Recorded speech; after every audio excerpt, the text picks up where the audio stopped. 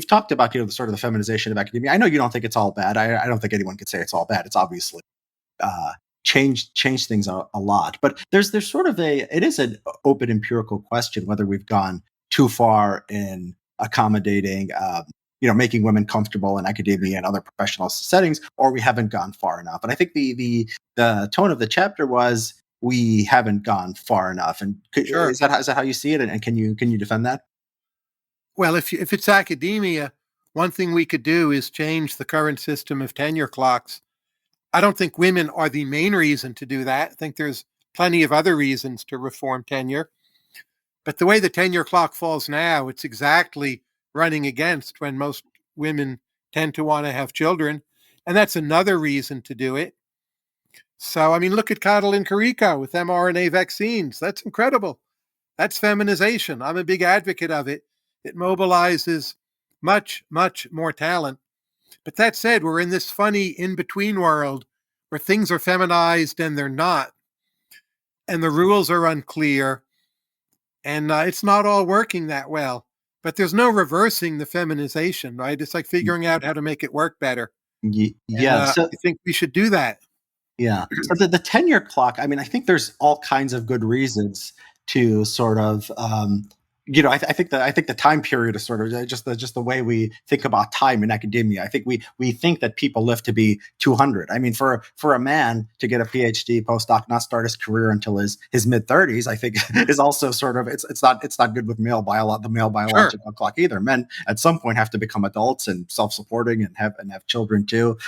So maybe it's worse for women, but I think this to me is in the category of things that's just there's it's the reason to do it's sort of overdetermined. There's a lot of reasons to make everything sort of shorter and compress it.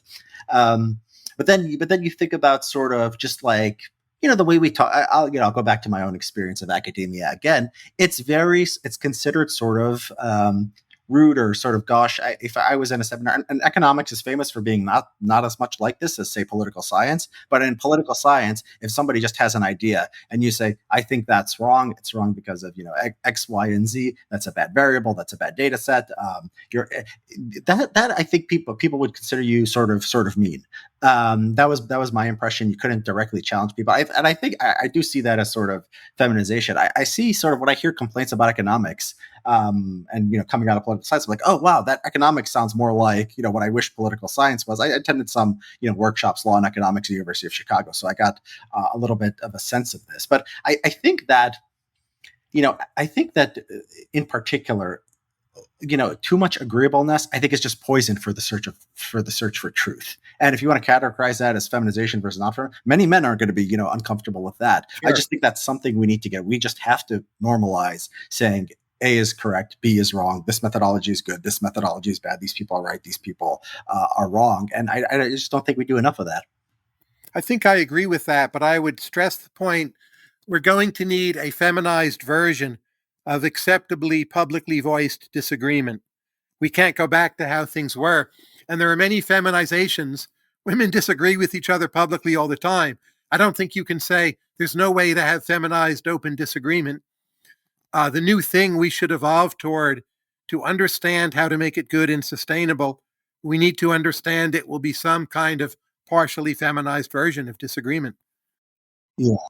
Although, I mean, how much, how it's sort of, it's how much feminization we want depends on, the rules that we set, how welcoming they're going to be. So it's not like there's a set number of women who are going to be in academia or who are going to be in, political leadership roles. So the choices we can make about these things also sort of influence how much we have to accommodate. It's very hard. I mean, it is very difficult to, it's very difficult to, like, I'm trying to imagine what would this feminized version of disagreement, would look like in sort of an academic setting. And I think the point is, sort of these feminized sort of ways of communicating are by their nature designed to take into account of feelings more than objective reality. So just to have like a crude, just a crude sort of, stereotype of men are like this, women are like this. Men sit there, they go, they fix a car, they're focused on the thing. They don't stop in the middle of it and say, how are you feeling? They're trying to find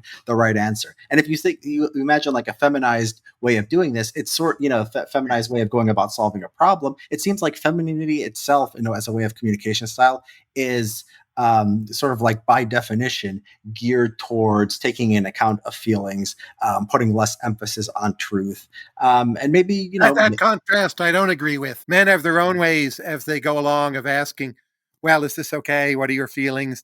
They just don't recognize them as such. And women have their own ways of caring about truth more than men do. Men don't always see it as such. And in my view, feminization cannot be reversed, should not be reversed.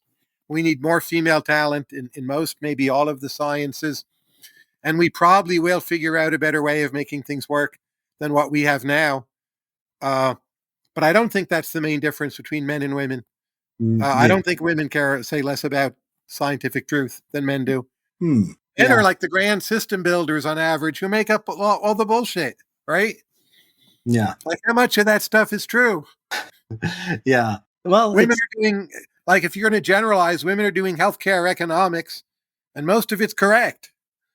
mm, So who cares about truth more?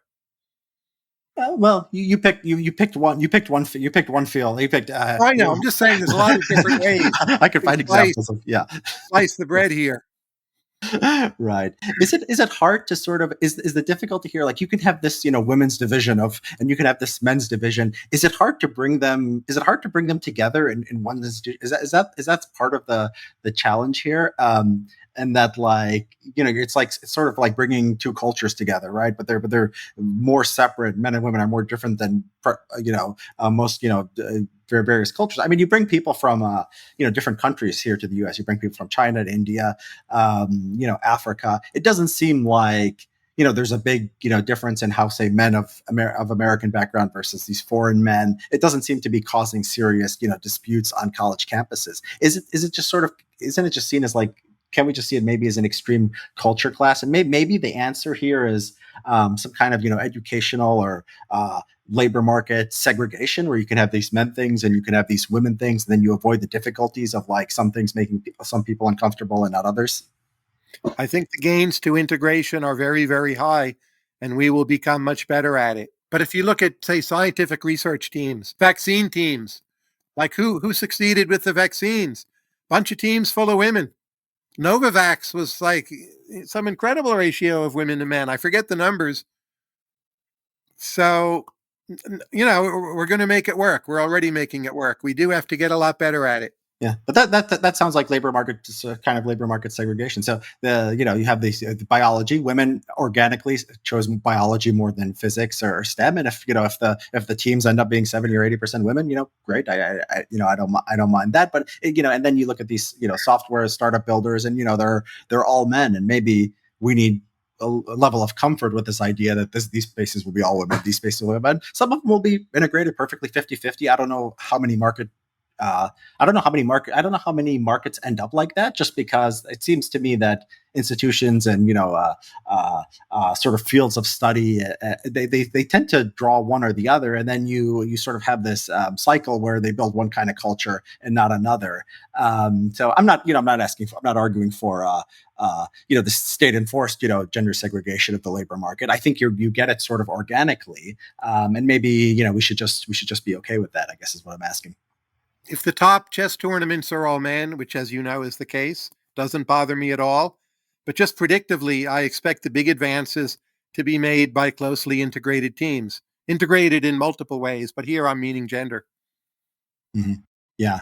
And the So mRNA teams, I don't know the exact numerical, but it's a lot of men and a lot of women. It's not like 80-20. Novavax was unusual that it was so many women, in the Maryland facility. Um, and that's great.